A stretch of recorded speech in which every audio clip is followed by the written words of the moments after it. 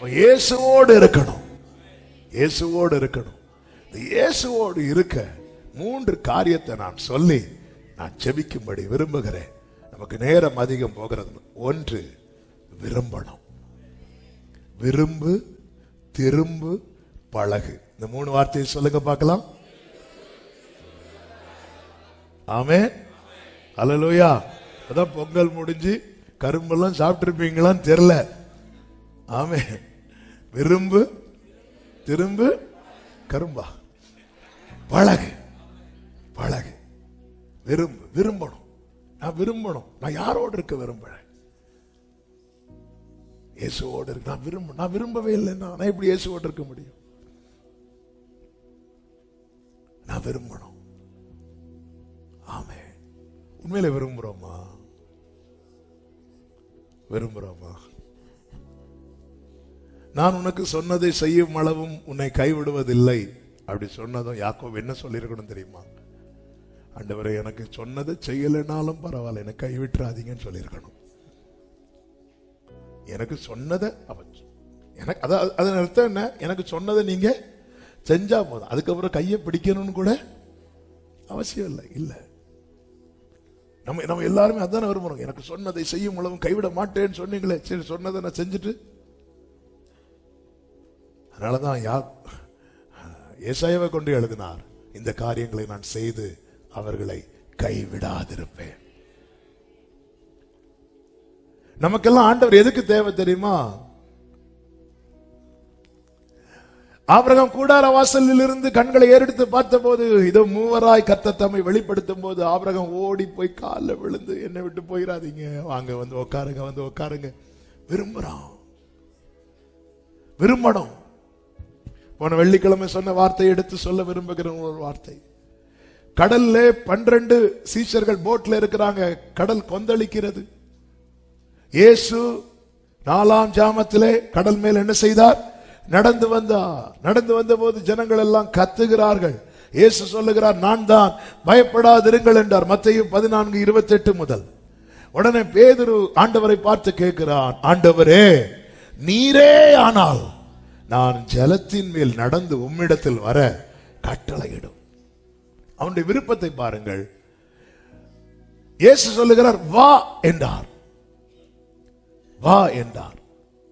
அப்பொழுது பேதுரு படகு விட்டு இறங்கி இயேசுவினிடத்தில் போக ஜலத்தின் மேல் நடந்தான் என்று சொல்லப்பட்டிருக்கிறது. உண்மையிலே அந்த போட்ல யாரெல்லாம் இருக்கிறாங்க தெரியுமா? இயேசுவினுடைய சகோதரன் அந்திரேயா இருக்கிறான், இயேசுவின் நண்பர்கள் இருக்கிறாங்க. அவங்க யார்கிட்டயும் போகட்டா, போட்டுமா, போட்டுமான்னு கேட்கல. போட்டுமான்னு கேட்டிருந்தா விட்டுருப்பாங்க, விட்டிருக்க மாட்டாங்க. உனக்குள் விருப்பம் இருந்தால் மற்ற சத்தங்கள் உன்னை முடக்க நீ விட மாட்டாய். எனக்கு அவர் மட்டும் சொல்லட்டும் வான்னு. இப்போ ஆண்டவர் வான்னு சொன்னதும் பேதுரு அந்திரேயாட்ட கேட்கிறான்னு வைங்களா, அந்திரேயா, இயேசு கூப்பிடுற, போட்டுமா? அந்திரேயா சொல்றாரு, இங்க பாரு, அவர் நிப்பாரு, அவர் தேவன், உன்னை பத்தி உனக்கும் தெரியும் எனக்கு தெரியும், நீ நிக்க மாட்ட. யோவான்ட்ட கேட்டிருந்தா யோவான் சொல்லிருப்பாரு, போலாம் பேதுருவே, ஆனா அட்லீஸ்ட் அந்த காற்றாவது கொஞ்சம் அமைதல் ஆயிட்டுன்னா போலாம். இன்னைக்கு இப்படிதான் நம்மை முடக்க பார்ப்பார்கள். பாருங்கள், இந்த சூலேமியால் இருக்கிறாள் 2 ராஜாக்களின் புஸ்தகத்துல ஒரு வார்த்தை உண்டல்லவா? அவருடைய மகன் மரித்து போவான். 4வது அதிகாரத்துல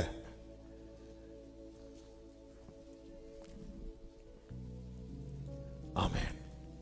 மரித்த பிறகு எலிசாவுக்கு மேல கட்டி கொடுத்த வீட்டுல அந்த மகனை வச்சுட்டு, இந்த மேட்டர் இன்னும் யார்ட்டையுமே சொல்லல, விசேஷமா புருஷன்ட்ட இன்னும் சொல்லல. சொல்லாம நேர புறப்பட்டு போறான். யார பார்க்கணும்? எலிசா கிட்ட போனோம், எலிசா கூட்டிட்டு வரணும் அப்படி சொல்லிட்டு போறான்.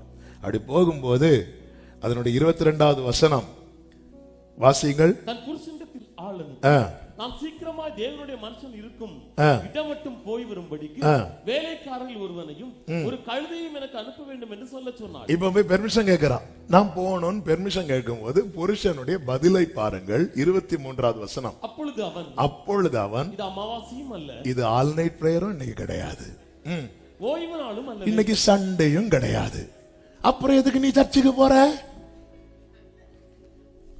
சிலர் பாக்குறாங்க கரெக்ட். நீ வெள்ளிக்கிழமை போற, ஞாயிற்றுக்கிழமை போற, இதுக்கு இடையில சனிக்கிழமை எதுக்கு போற?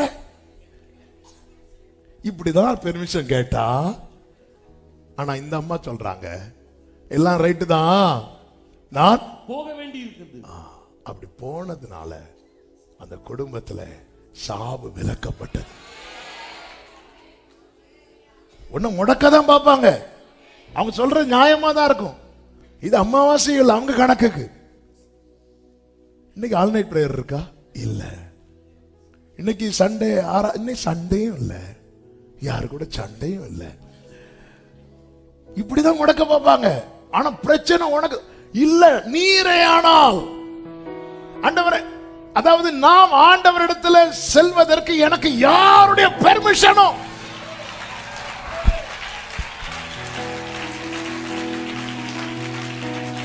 இப்படி ஒரு வாழ்க்கையை நீங்க வாழ்ந்து பாருங்கள். நீங்கள் தான் தேவனோடு சஞ்சரிக்கிறவர்கள்.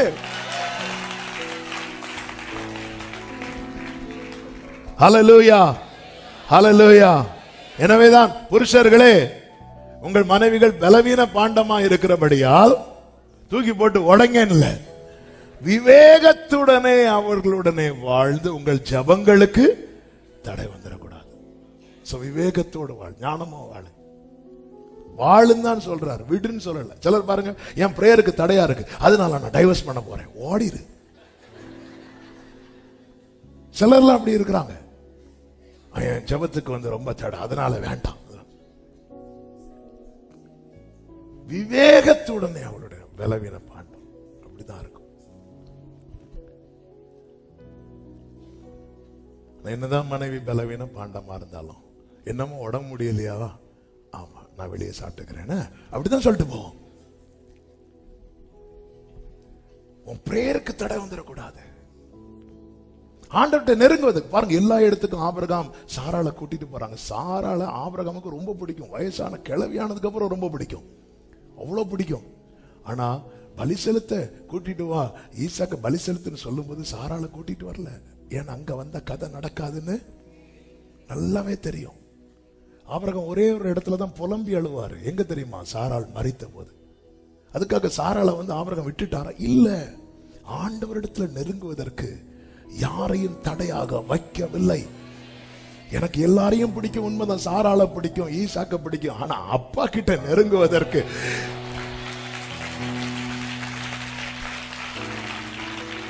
ஹல்லேலூயா, ஆமென். இப்படிதான் ஏனோக்குக்கு குடும்பம் இல்லையா, பிள்ளைங்க இல்லையா, அவன் குமாரரையும் குமாரத்திகளையும் பெற்றான். எந்த காரியம் அவனுக்கு தடைப்பட்டுச்சு? ஆனால் அவன் தேவனோடு இதை விரும்பணுங்க. நம்ம விரும்பணும். நீரே ஆனால் பேதுரு யோவான் அந்திரேலாம் அப்படி தட்டி இருப்பான், தட்டி நீரே ஆனால். ஏன்னா யாக்கோபு சொல்லியிருப்பான், பேதுருவே உன் விசுவாசம் என்னன்னு நாங்க பார்த்துட்டோம், நீ தான் எங்க லீடர், நீ ஃபர்ஸ்ட் ஆவேசம்னு கத்திட்ட, நாங்களும் கூட சேர்ந்து. ஏன்னா எல்லாத்துக்கும் லீட் பண்ணது யாருதான்? பேதுரு தான். இயேசு உயிர் தெழுந்த பிறகு மீன் பிடிக்க போறேன்னு சொன்னது யாரு? எல்லா இடத்துக்கும் கூட்டிட்டு போறது இவர் தான்.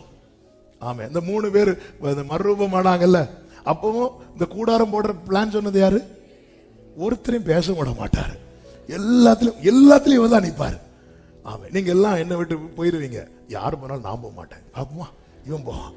ஆண்டவர் பார்த்தாரு, இவன் ஓவரா பேசிட்டு இருக்கிறான். இன்னைக்கு நீ சேவல் கூறதுக்கு முன்னாடி 3 தடவை எல்லாத்திலையும் இப்பதான் நிக்கிறான், நீரை எனக்கு உங்ககிட்ட வரணும்.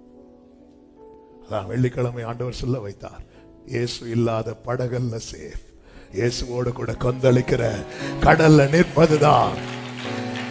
2வது, திரும்ப திரும்ப. நீ எந்த நிலையில் இருந்தாலும் கர்த்தரிடமாய் திரும்ப. ஆமே. நேற்று என்ன ரொம்ப சிந்திக்க வைத்த ஒரு வார்த்தை. சிலுவையில் 2 கள்ளர்கள் இயேசுவோடு கூட அறையப்பட்டார்கள். அதில் ஒருவனை குறித்து வேதம் சொல்லுகிறது, லூக்கா 23:42, அவன் இயேசுவை நோக்கி அப்படின்னு இருக்கும். கொஞ்சம் அந்த காட்சி இமேஜின் பண்ணி பாருங்க. 2 கை அப்படி ஆணிகளால் அறையப்பட்டிருக்கிறது, கால்கள் ஆணி. எப்படி அவனுக்கு இயேசு எந்த பக்கம் இருக்கிறார்? அவருக்கு அவனுடைய சைடுல அறியப்பட்டிருக்கிறார். இயேசுவை நோக்கின்னு இருக்கு. ஒன்னு அவன் இப்படி பார்த்திருக்கணும், இல்லைன்னா அப்போ அவனுக்கு ஃபுல்லா டர்ன் பண்ண முடியுமா? இல்ல, கொஞ்சம் தான். அதுவும் அடிச்சு அடிச்சு தூக்கி போட்டு அவனை கொண்டு அரைச்சு வச்சிருக்கிறான். அவனுக்கு திரும்புறதுக்கு வாய்ப்பு இல்லை. ஆனாலும் பைபிள் சொல்லுகிறது அவன் இயேசுவை, அதாவது அந்த 2 கண்ணால் அவரை பார்த்திருப்பானாலும் தெரியாது. பாதி தான். இப்படி பார்த்தா பாதி தான் தெரியும்ல. நம்ம பின்னாடி இருக்கிறவங்களை கை கொடுப்போம், தெரியுமா? கொடுப்போமா இல்லையா? ஆமே. திரும்புவோமா? நம்ம சேர்ல இருந்துட்டு திரும்ப முடியல, சிலுவையில் அறையப்பட்டிருக்கும் போது. ஆனாலும் அவன் ட்ரை பண்றான் பாருங்க. எதுக்கு? அவரோடு இருக்கணும். இயேசு அவனுக்கு கொடுக்கிற ரிவார்டு என்ன தெரியுமா? இன்று நீ என்னோடு கூட பரதீசில் இருப்பார். ஹல்லேலூயா. உங்களுக்கு அது உனக்கு கொஞ்சம் பலன் இருந்தோம் முடியல ஆண்டவரே. ஆமென்.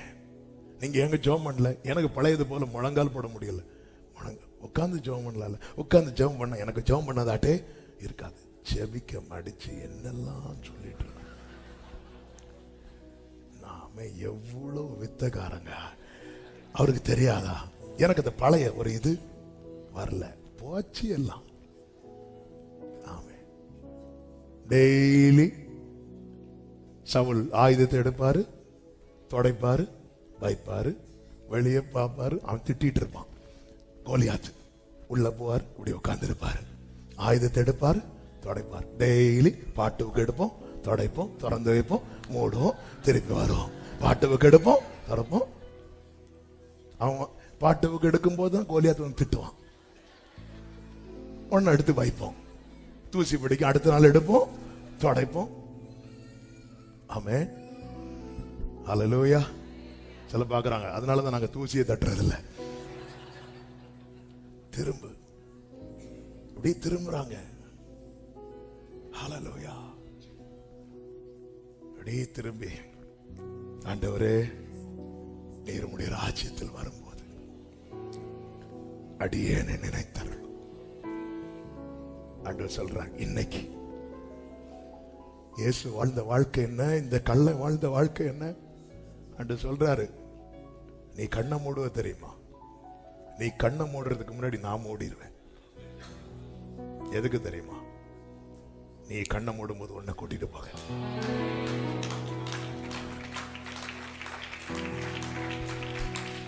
நீ கண்ணை மூடுறதுக்கு முன்னாடி நான் மூடிடுவேண்டா. ஏன்னா அவரை குறித்து வேதம் சொல்லுகிறது, நமக்கு முன் ஓடினவர். விரும்பு, திரும்ப, பழகு. இயேசுவோடு பழகு. பழகுவதற்கு உண்மை உள்ளவரும் இனிமையானவரும் நம்பத்தக்கவரும் ஒரே ஒருத்தர் மட்டும்தான் உண்டு.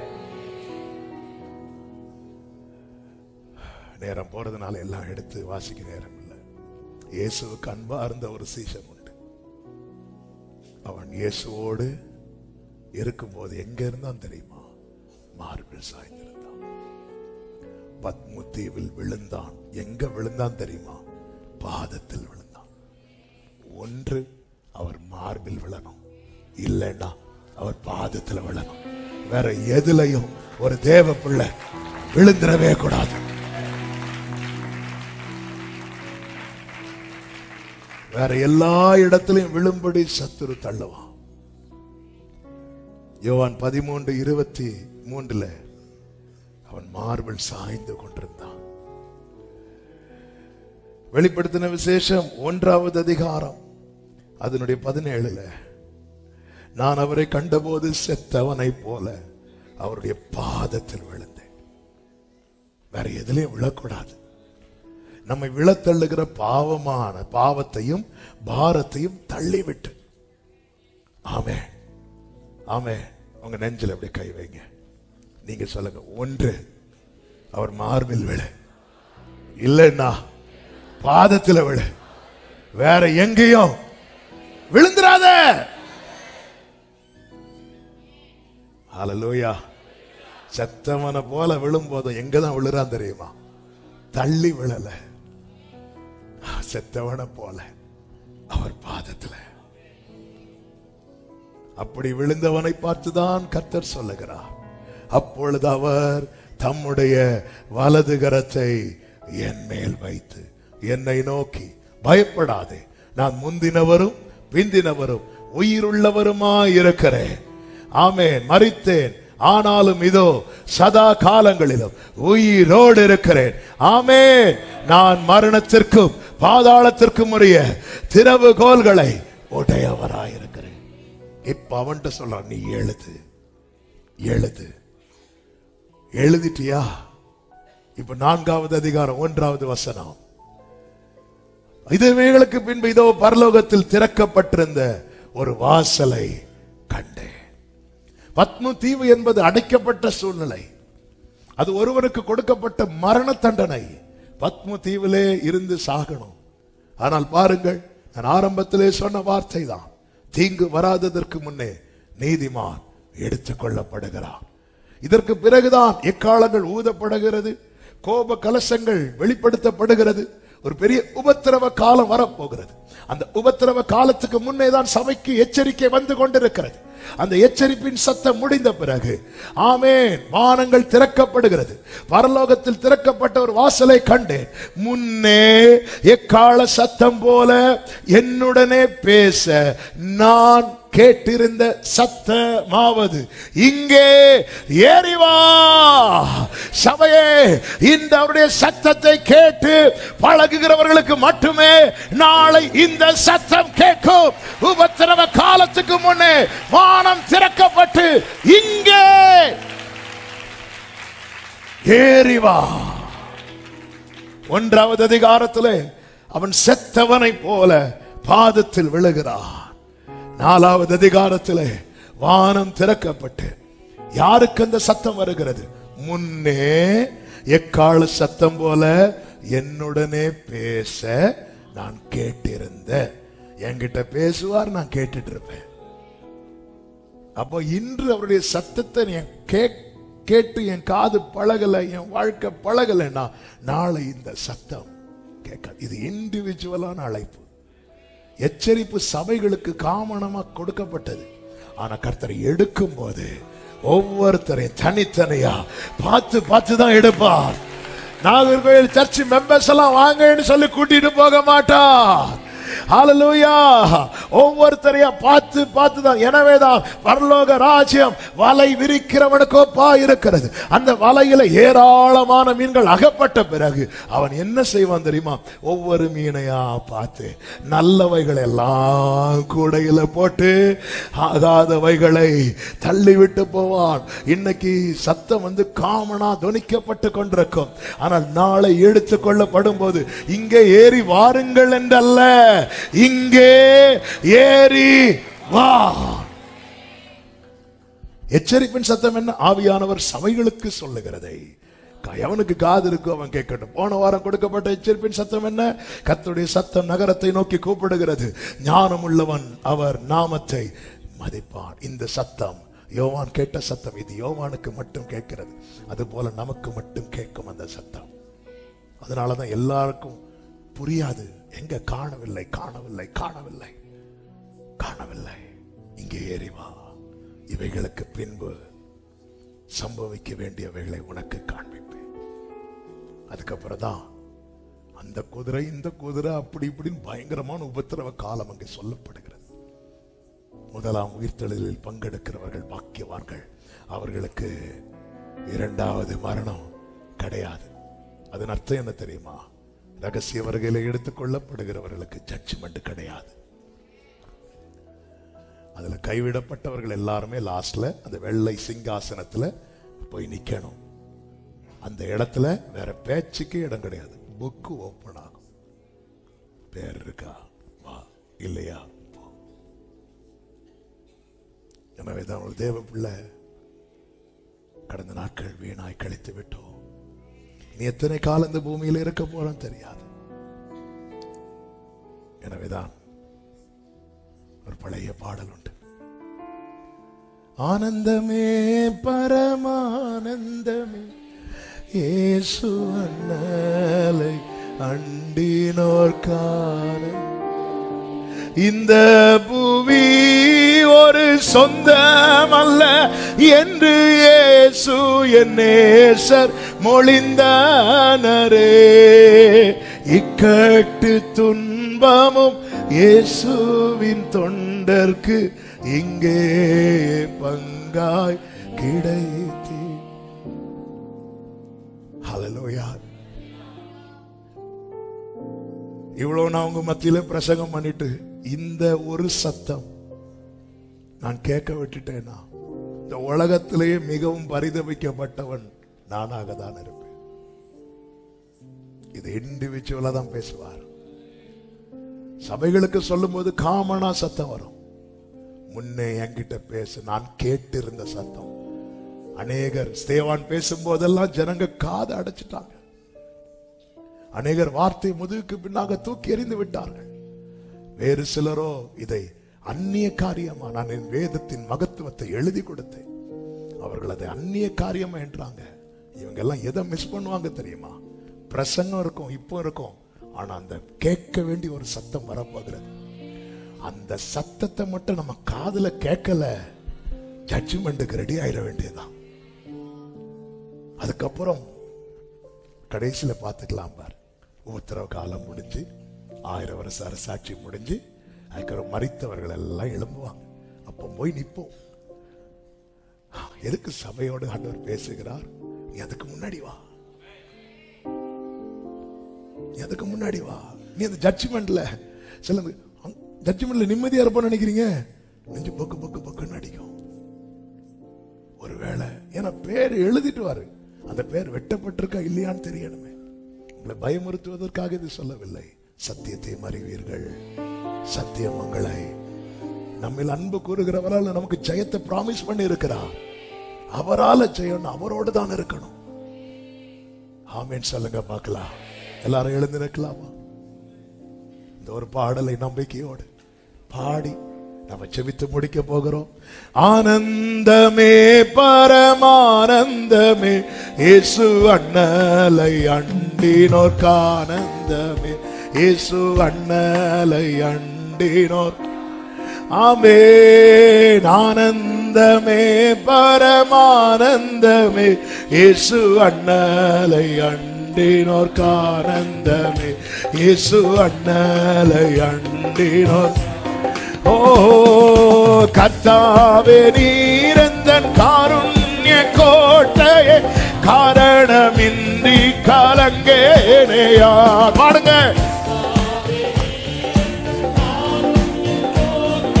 காரணமின்றி கலங்கேனையா. விஸ்வாச பேழையில் மேலோகம் வந்திட தேவியேசு இடித்திடுமே. விஸ்வாச அங்க வரணும்பா, அங்க வரணும்பா. சகமமலதனரே ஆனந்தமே, ஆனந்தமே.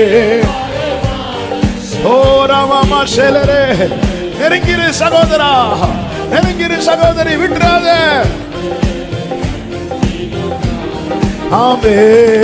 கூடாரவாசிகளாகும் நமக்கிங்கு வீடென்றும் நாடென்றும் சொல்லலாமோ?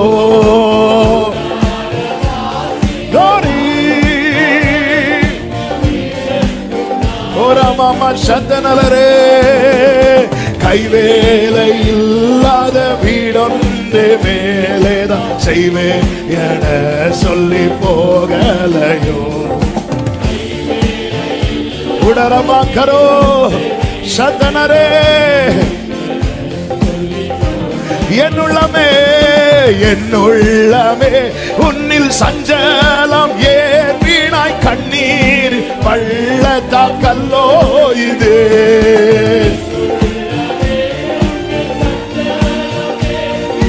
சிவமகமலரோ நம்பிக்கையோட சீயோன் நகரத்தில் சீக்கிரம் சென்று நாம் ஜெயகீதம். ஹல்லேலூயா. தோரே சீயோன் நகரத்தில்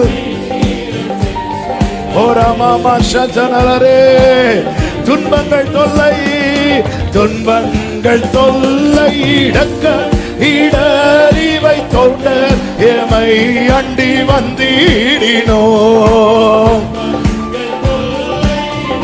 கூடமா அந்தனலரே ஹல்லேலூயா சொல்லி எல்லா முகத்தில் உள்ள கண்ணீரையும் அவர் துடைப்பார். எல்லா முகத்தில் உள்ள கண்ணீரையும் துடைப்பார். ஆமென். சொல்லி முடியாத ஓரமாமா சந்தனலரே ஏக்கத்தோடு இயேசுவே இயேசுவே சீக்கிரம் இத்தரை பாருமே வேளை. ஹல்லேலூயா பாருமே. ஆமென். என் நேச தன்முக ஜோதி எதே எல்லாம் இன்பம் தரும் பொருள் வேதுமில்லை. உடரமாம சேகமாமலரே என்னுள்ளமே என்னுள்ளமே உன்னில் சஞ்சலா. எதை குறித்து கலங்கி கொண்டிருக்கிறாய்? கர்த்தர் நம்மோடு இருக்கிறார் அல்லவா? கர்த்தர் நம்மோடு இருக்கிறார் அல்லவா? உலகத்தின் முடிவு வரையது சகல நாட்களிலும் உங்களோடு இருக்கிறார் என்று சொல்லி இருக்கிறார் அல்லவா? ஆமென். சீயோன் நகரத்தில் சீக்கிரம் சென்று நாம் ஜெகீதம் பாடி மகிழ்ந்திடலாம். glory ஆனந்தமே ஆனந்தமே. ஓ இயேசு அண்ணலை அண்டினோ இயேசு ஆனந்தமே ஆனந்தமே. ஆமென். இயேசு அண்ணலை அண்டினோ ஓ இயேசு அண்ணலை. நல்ல கைகளை தட்டி அப்பாவுக்கு மகிமை அப்பாவுக்கு மகிமை. ஓ ராமா சேகலாமா அந்தனரே அந்தனரே. ஹல்லேலூயா ஹல்லேலூயா. அவன் எடுத்துக் கொள்ளப்படுவதற்கு முன்னே பிரியமானவன் என்று சாட்சி பெற்றான். பைபிள்ல நீங்க கவனிச்சீங்கன்னா தெரியும். எடுத்துக்கொள்ளப்பட்டவங்களை விரல விட்டு எண்ணலாம், விரல விட்டு எண்ணலாம். இப்படிதான் இருக்கும், இப்படிதான் இருக்கும். வலது கரத்தை அப்படியே உயர்த்து, இடது கரத்தை இருதயத்தில் வைத்து என் வாழ்நாளை உம்மோடு சஞ்சரித்து கழிக்க விரும்புகிறேன். உங்க கூட அந்தியம் வரே ஆச்சோரை ஜீசஸ் இயேசுவே கோடே மதி அந்தியம் ஜீசஸ்.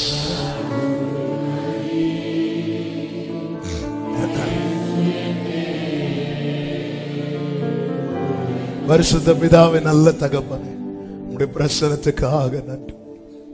எங்களோடு இணைந்து இருக்கிறவரே, உம்மோடு எங்களை இணைத்து வைத்திருக்கிறவர், இப்போது ஏனோக்கை போல உம்மோடு சஞ்சரிக்கும் எங்க சாட்சி அதுதான்ப்பா. உங்க கூட இருக்கிறது தான்ப்பா. நீங்க எங்க கூட இருக்கிறீங்க, ஆனா நாங்க உங்க கூட இருக்க மாட்டேங்கிறோமே. எங்களை மன்னிப்பீராக. உம்மை விட்டு விலக்குவதற்கு ஏதுவான எந்த காரியத்தையும் நாங்க விரும்பிடவே கூடாதாம் ஆண்டவர். அப்படி ஒரு விருப்பம் இருந்து அது மேல எங்களுக்கு இப்பொழுது ஒரு வெறுப்பு வருவதாக ஆண்டவர். எப்போது உம்மோடு இந்த அனுபவத்தில் எங்களை கிருபையாய் நடத்தும். ஒவ்வொருவரை ஆட்கொள்ளும், கண்மணி போல காத்துக்கொள்ளும். ஆமே.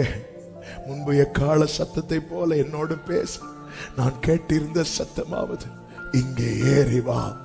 இந்த சத்தத்தை எல்லா காதுகளும் கேட்கணும்பா. இந்த சத்தம் எல்லா காதுகளும் கேட்கணும். ஒரு ஆத்மா கூட கெட்டு போய்விடக் கூடாது ஆண்டவரே. கர்த்தர் ஆளுகை செய்யும், உடைய நாமத்தை மகிமைப்படுத்தும். மகிமை, கனம், துதி, ஸ்தோத்திரங்கள் அனைத்தும் ஒருவருக்கே செலுத்துகிறோம். இரட்சகர் இயேசு கிறிஸ்துவின் நாமத்தில் பிதாவே, ஆமென். சேர்ந்து சத்தமாய் சொல்லுவோம். என் ஆத்துமாவே கர்த்தரை ஸ்தோத்திரி, முழு உள்ளமே அவருடைய பரிசுத்த நாமத்தை ஸ்தோத்திரி. என் ஆத்துமாவே கர்த்தரை ஸ்தோத்திரி, கர்த்தர் செய்த சகல உபகாரங்களை மறவாதே. ஆமென். நம்முடைய கர்த்தராகிய இயேசு கிறிஸ்துவின் கிருபையும் பிதாவாகிய தேவனுடைய அன்பும் பரிசுத்த ஆவியானவருடைய ஐக்கியமும் சிநேகமும் பாதுகாவலும் நம் அனைவரோடும் எல்லா பரிசுத்தவான்களோடு கூட கர்த்தருடைய வருகை மட்டும் தங்கி இருப்பதாக. ஆமென். ஹல்லேலூயா. God bless you. கர்த்தர் உங்களை ஆசீர்வதிப்பாராக. ஆமென்.